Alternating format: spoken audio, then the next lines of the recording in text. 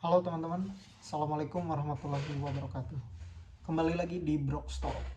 Di video kali ini aku pengen ngobrolin tentang menyendiri ya teman-teman. Karena menurut aku menyendiri adalah hal yang lumayan krusial ya yang terjadi di anak milenial gitu. Di kaum Gen Z kalau bahasa gaulnya gitu. Dimana mereka sangat ketakutan, sangat anti gitu kalau bisa dibilang. Dan kalau misalkan teman-teman melihat gitu kan, banyak sekali sekarang bersebaran gitu quotes-quotes yang nada-nadanya itu kesepian, menyendiri dan segala macam gitu, yang nada-nadanya berbunyi untuk apa ya, bahwa menyendiri itu menyakitkan gitu gitulah teman-teman. Mungkin juga ini dipengaruhi karena sosial media gitu ya teman-teman.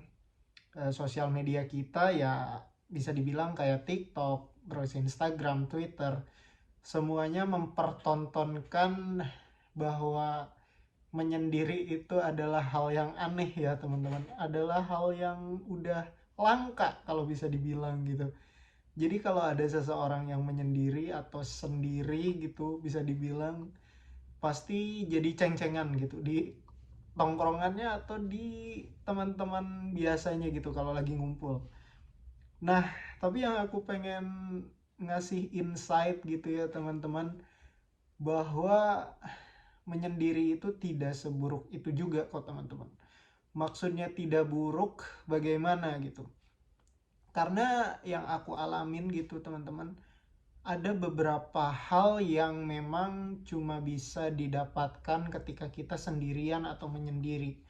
Dimana kalau kita lagi bersama-sama sama teman terutama, terus lagi hangout, lagi ya lagi main gitu kan, ada hal-hal yang memang tidak bisa didapatkan gitu kecuali ketika kita dalam keadaan sendiri gitu.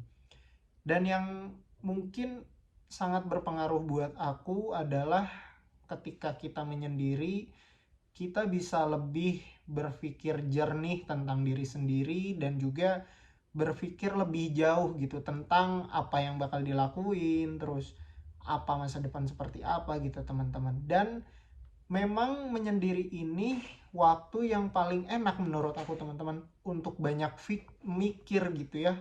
Kalau bisa dibilang overthinking juga gitu.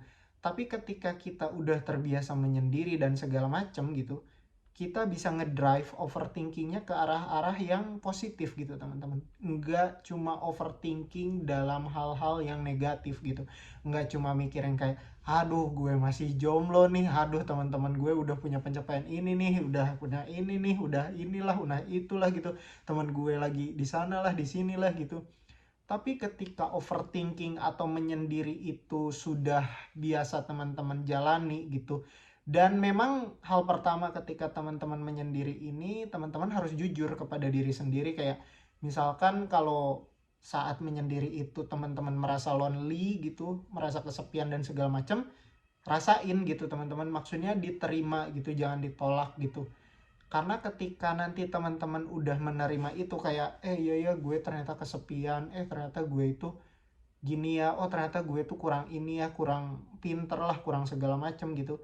Tapi ketika teman-teman sudah menerima semua itu dan alhasil menerima dengan cara yang positif gitu teman-teman, teman-teman bisa menggesernya menjadi sebuah solusi jadinya. Misalkan gini, eh case-nya misalkan teman-teman berpikir bahwa kok gue masih sendirian ya, kok ini.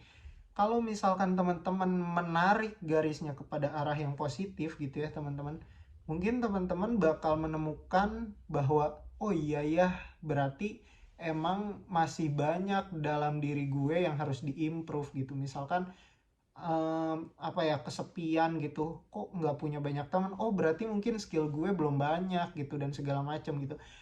Kalau ada bahasa kasarnya sih gini ya teman-teman, seseorang itu bermanfaat kalau ada manfaatnya kan gitu. Seseorang dimanfaatkan oleh orang lain ketika seseorang itu ada manfaatnya gitu. Nah, jika misalkan kitanya sendiri nggak punya value atau nggak punya apa ya, dibilang nggak punya nilai, ya orang lain juga ngapain gitu kan kasarnya ngedeketin ke kita. Nah, ketika teman-teman bisa tuh menarik garisnya yang positif, bukan sekedar kayak emang gue udah ditakdirin nih sama sama alam semesta gue untuk sendirian, gue udah ini. Tapi ketika teman-teman bisa nariknya kayak, oh ternyata masih ada yang kurang nih, gue harus nge-evolve lagi atau nge-improve lagi gitu. Dan di sana adalah waktu terbaik buat teman-teman nge-perbaiki diri sendiri gitu. Karena untuk aku sendiri ya, aku sangat berterima kasih teman-teman untuk waktu-waktu menyendiri aku gitu. Kenapa aku sangat berterima kasih? Karena dalam kesendirian itu bisa dibilang gak banyak trigger teman-teman, gak banyak harus gimana ya, tidak harus menjaga perasaan orang lain gitu, tidak harus menjaga perasaan diri sendiri gitu. Kadang aku kalau lagi menyendiri dan sering kali juga aku ngobrol sama diri aku sendiri gitu, dan enak banget gitu, dimana aku nggak harus nutupi perasaan aku gitu. Kalau mau marah-marah juga gitu, kalau mau nangis-nangis juga gitu. Dan alhasil ketika kejujuran itu dapat, kitanya jernih gitu teman-teman. Tapi memang harus dibawa ke arah yang positif gitu teman-teman. Karena beberapa case juga kalau menyendiri tapi dibawanya ke arah yang negatif, ya nggak produktif sih, malah yang ada jadi destruktif ke diri sendiri gitu teman-teman. Jadi intinya menyendiri itu asik teman-teman, nggak usah ngerasa aneh atau kok kayaknya gue doang ya yang suka menyendiri atau gimana gitu. Enggak teman-teman, pokoknya kalau teman-teman punya waktu menyendiri ya nikmatin aja dan gunakan waktu itu sebaik-baiknya gitu. Karena ya nanti juga ada fasenya teman-teman bersama lagi dengan orang gitu. Jadi jangan merasa merana, jangan merasa apa ya, kesepian, loneliness atau gimana gimana. Nggak usah terlalu mendramatisir lah, pokoknya hidup itu ada fasenya kok teman-teman. Ada kadang menyendiri, bersama, menyendiri lagi, bersama lagi. Jadi nikmatin aja, gitu aja teman-teman. Assalamualaikum warahmatullahi wabarakatuh.